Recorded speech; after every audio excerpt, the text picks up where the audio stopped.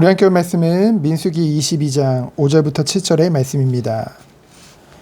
우리 합독하도록 하겠습니다. 그가 사신을 부올의 아들 발람의 고향인 강가 부돌에 보내어 발람을 부르게 하여 이르되 보라, 한 민족이 애굽에서 나왔는데 그들이 지면에 덮여서 우리 맞은편에 거주하였고 우리보다 강하니 청하건대 와서 나를 위하여 이 백성을 저주하라.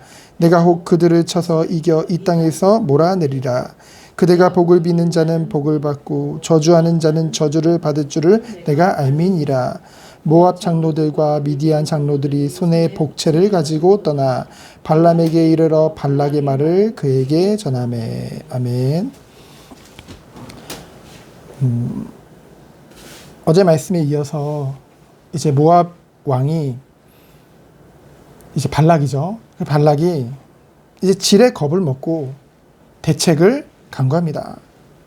사실 하나님께서 모압 땅을 이스라엘에게 허락치 않았기 때문에요.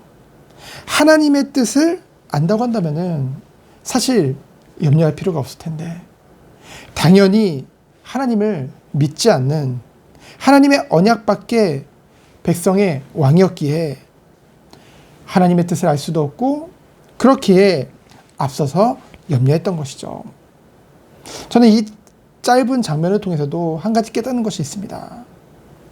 결국은 우리가 앞서서 염려한다는 것은 그 순간만큼은 하나님을 믿지 못하는 거죠. 그런 불신앙을 좀 발견하게 되어졌습니다. 그래서 어떻게 했습니까? 그래서 모압 발락이 대책을 세우죠. 그 대책이 뭐예요? 근동의 유명한 복술가. 복술가는 뭡니까?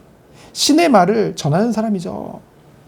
그 복술가인 발람을 초청해서 이스라엘 민족을 저주하는 그런 대책을 강구했죠.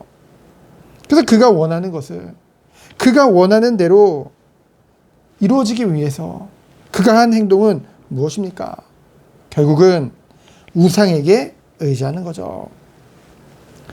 우상 숭배와 하나님을 섬기는 것의 차이를 여기서 우리는 볼 수 있습니다. 우상 숭배는요, 결국 나 중심으로 내가 원하는 것을 이루기 위함이라는 거죠. 또는 우상이 무서워서. 그러면은 하나님을 섬기는 것은 어떤 것입니까? 나 중심이 아니라 하나님 중심이죠. 내 뜻이 아닌 하나님의 뜻에 순종하는 것인 줄 믿습니다. 그리고 해코지를 당할까? 무서워서가 아니라 하나님을 사랑하기 때문에, 신실하신 하나님을 믿기 때문에 경외함으로 섬기는 것이죠. 그래서 그 일을 위해서 발락이 한 행동은 무엇입니까? 모압 장로들과 미디안 장로들의 손에 무엇을 쥐어줬어요? 복채를 쥐어줬어요. 그것을 가지고 가라고 하는 거죠.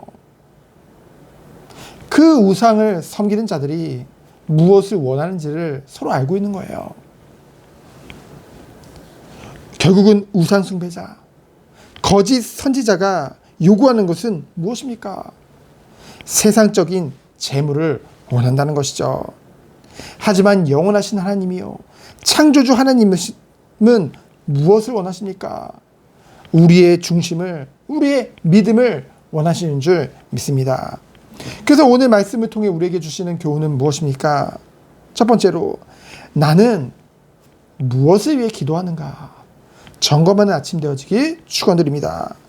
물론 우리가 간구하는 것, 하나님 앞에 정말로 청원하는 것, 하나님 자녀의 축복입니다. 하지만 우리는요, 간구하기 전에 무엇을 먼저 알아야 되겠습니까? 하나님께 기도하기 이전에 먼저 주의 뜻을 알아야겠죠. 너희는 먼저 그의 나라와 그의 의를 구하라. 그리하면 이 모든 것을 너에게 더하시리라. 저는요, 복을 위해서 기도하지 않습니다. 더 정확하게 말하면은 나의 유익을 위해서 기도하지 않는다는 것이죠. 너무 기도할 게 많아요. 많지는 않지만 그래도 우리 교회 성도님들은 한 사람 한 사람, 그와 관련된 현장, 그리고 사람들을 위해서 기도하게 되어지죠. 그 외에도 중보 기도자들이 너무나도 많습니다. 그리고요, 오늘도 정말 고통을 호소하는 그러한 분들이 제 주변에 있거든요. 그분들을 위해 기도할 때 무엇을 놓고 기도합니까? 그분들 잘 되게, 당장 온 문제 해결되게, 그것도 중요하겠죠. 하지만 먼저 주의 뜻을 놓고 기도합니다. 그러다 보니요, 때로는 눈물도 나요. 그냥 형식적으로 한 사람 한 사람 기도 제목 가지고 기도하는 것이 아니라 그분들을 생각하며 주님, 주의 뜻이 무엇입니까? 기도하면요, 정말로 마음에 감동이 오죠. 주님의 뜻은요, 너무나 선하시기 때문에, 누구보다 주님은요, 사랑과 긍휼이 풍성하신 그 하나님이시라는 것이 느껴져서요, 저보다 그 한 영혼 한 영혼을 얼마나 사랑하시는지 그 마음이 제게 전달되어지기 때문에 우리는 눈물로 기도할 수 있는 것이죠. 그건 두 번째로 뭡니까? 나는 무엇을 위해 예배하는가? 예배 안 드리면 찝찝해서요? 마음에 걸려서요? 그것도 맞죠. 또는 복을 받으려고요? 아니면 반대로 안 드리면 저주를 받을까 봐요?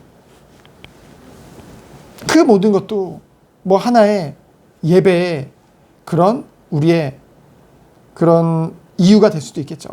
하지만 더 중요한 것이 있습니다. 우리는 무엇을 위해 예배하나요? 왜 예배하나요?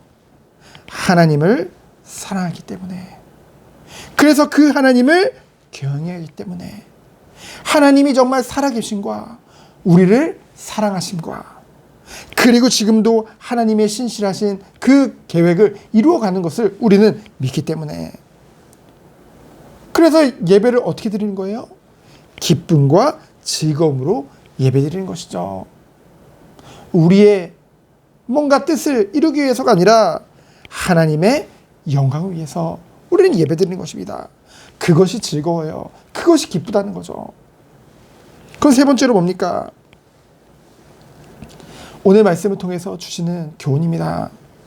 절대 신앙생활을 함에 있어서 또는 참 목자들은 자기 유익을 구하지 않는다는 것이죠. 여기서 말하는 자기 유익은 영적인 유익, 그거는 구할 수 있습니다. 근데 특별히 뭡니까? 세상적인 유익을 말하죠. 우리는요, 정말로 하나님의 은혜를 깨달은 자라고 한다면은 우리가 더 이상 요구할 것이 없다는 것을 알게 되어집니다. 깨닫게 되어져요.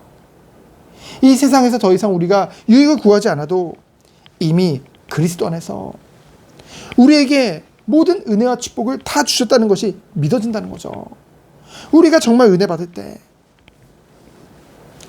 우리에게 구원을 허락하셨습니다. 여러분, 이 구원이라는 것이 우리에게 어떤 의미인가요? 묵상해 보세요. 영원한 천국의 삶을 이미 보장받았습니다. 얼마나 감사합니까?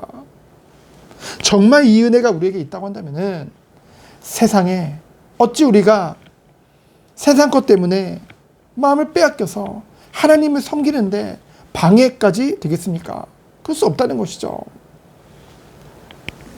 이것이 정말 믿어지면 이 땅에서의 삶 가운데서도 우리는 자족할 수 있는 것입니다. 어떤 상황 속에서도 자족할 수 있다는 것이죠. 이 은혜 속에 들어가기 원합니다. 오늘도 하나님 주시는 말씀을 묵상하며 이 첫 시간, 첫 예배로 주 앞에 서서, 말씀 앞에 서서 주님이 주시는 참된 은혜와 축복을 누리고요. 친밀한 교제 속에 오직 하나님께만 영광 돌리는 우리 모든 성도님들 되어지기를 예수 그리스도 이름으로 축원드립니다. 시간 기도합니다. 하나님 감사합니다. 풍성한 주님의 은혜와 사랑을 우리 마음속 깊이 느끼며 묵상하는 아침 되도록 주께서 축복하여 주옵소서. 주님이 주시는 은혜와 그 힘을 가지고 오늘 하루도 승리하는 우리 모든 성도님 되도록 주께서 축복하여 주옵소서. 살아계신 예수 그리스도 이름으로 기도합니다. 아멘. 네, 감사합니다. 그래서 주님 안에 예수하며 주님께 만약받으면 들어주옵소서. 내 힘과 내 능력과 내 모든 것을 주님 앞에 내놓고 도와주 주님